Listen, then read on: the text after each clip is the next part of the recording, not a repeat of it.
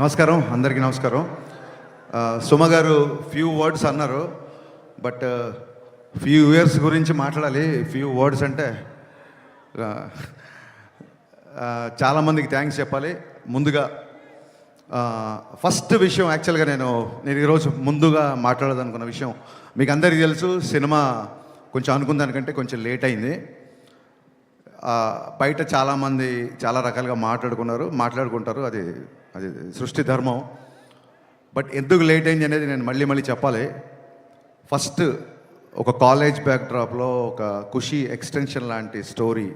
ఖుషీలో ఉన్న ఇద్దరు స్టూడెంట్స్ మళ్ళీ ఈగో వచ్చి విడిపోయి మళ్ళీ కాలేజ్కి వచ్చి వాళ్ళు ఇద్దరు లెక్చర్లుగా ఉన్నప్పుడు అదే ఈగో కంటిన్యూ అవుతే ఎలా ఉంటుంది, ఒక క్రేజీ థాట్తో స్టార్ట్ అయ్యాము. బట్ అది స్టార్ట్ అయిపోయిన తర్వాత నేను అనుకున్న స్పేస్, నేను అనుకున్న హీరోయిజము, నేను అనుకున్న ఎక్కడో ఒక ఫన్ అనే యాంగిల్కి లిమిట్ అయిపోతున్నాం అని చెప్పి కథ మారడం జరిగింది. కథ మార్చిన దగ్గర నుంచి ఆ స్క్రిప్ట్ సాటిస్ఫాక్షన్గా వచ్చేంత వరకు, అండ్ మధ్యలో అది కోవిడ్ అంటారో ఇంకోటి అంటారో, వాట్ ఎవర్ రీజన్స్, ఈ సినిమా డిలే అవ్వడానికి అట్ ది సేమ్ టైం ఇందాక అందరు చెప్పారు చాలా ఫాస్ట్గా సినిమా ఫినిష్ చేసాం అంటే నేనేదో కావాలని చెప్పట్లేదు. ఈ సినిమా డిలే అవ్వడానికి నేనే రీజను. ఈ సినిమా మొన్న అంత ఫాస్ట్గా తీసాం కూడా నేనే రీజన్. సో ఈ జర్నీ మొత్తం ఒక ప్రొడ్యూసర్ ట్రావెల్ అవ్వడం అనేది అసలు మాటలు కాదు.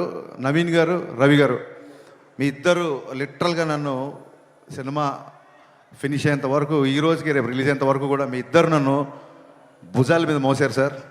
భుజాల మీద అంటే మీరు లిటరల్ మీనింగ్ తీసుకోవద్దు. నవీన్ గారు, రవి గారు హైట్కి భుజాల మీద మోస్తే బ్యాలెన్స్ ఉండదు, వాళ్ళ గుండెలు పెట్టుకున్నారు. Sir, your one of the best producer. అంటే ఎనీ డైరెక్టర్కి డ్రీమ్ ప్రొడ్యూసర్ సార్ మీరు. ఇంత లేట్ అయినా సరే సినిమా సాంగ్స్ దగ్గరికి వచ్చేసరికి నేను ఒక 500 మంది డ్యాన్సర్లు నడితే వాళ్ళు 1500 మంది పెట్టుకున్నాను వాళ్ళు. నేను ఒక ఈ సైజు సెట్ అడిగితే వాళ్ళు ఈ సైజు సెట్ ఇచ్చారు. అండ్ ఆనందన్న, thank you so much. Director విజయాన్ని ఈ రేంజ్లో మ్యాగ్నిఫై చేయాలంటే it's only one and only you. And ఇందాక ఆనంద్ గారు సరిగ్గా చెప్పలేదు, మైత్రి కెరీర్లోనే ఎత్తరా కాలర్ వేసిన సెట్ బిగ్గెస్ట్ సెట్ అండి. రోజు 1500 మందితో షూటింగ్ చేసేవాళ్ళం. ఎవరన్నా సరే లిమిటెడ్ డేట్స్ ఉన్నాయి, మనం త్వరగా ఫినిష్ చేయండి అంటారు. ఏ రోజు కూడా ఏం అడిగినా సరే ఎంత కావాలి అని అడిగారు తప్ప ఎందుకు కావాలి అని ఏ రోజు ప్రశ్నించలేదు. ప్రతి డైరెక్టర్ డ్రీమ్ ప్రొడ్యూసర్స్ అండి మైత్రి మూవీ మేకర్. సార్, నవీన్ గారు, రవి గారు, మీతో పరిచయం అయిన తర్వాత ఇందాక వీడియో రిలీజ్ చేశారు మనవాళ్ళు. మీ బ్యానర్లో రిలీజ్ అయిన దాదాపు ఒక 15-20 సినిమాలు ప్రీ రిలీజ్ ఈవెంట్లకు నేను వచ్చి ఉంటాను.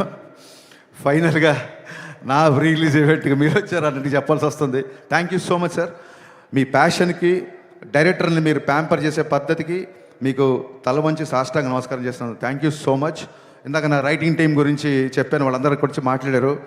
కళ్యాణ్ గారి సినిమాకి ఏముంటుందంటే, ఒక చిన్న టెక్నీషియన్ కూడా నేను కళ్యాణ్ గారి సినిమాకి పనిచేశాను అని వాళ్ళ పేరు ఇక్కడ వినాలనుకుంటారు. ఎవరి పేర్లైనా మిస్ అయిపోతే పాపం డిసప్పాయింట్ అవుతారు. సో నా రైటింగ్ డిపార్ట్మెంట్ ఆల్రెడీ పైకి వచ్చి మాట్లాడారు.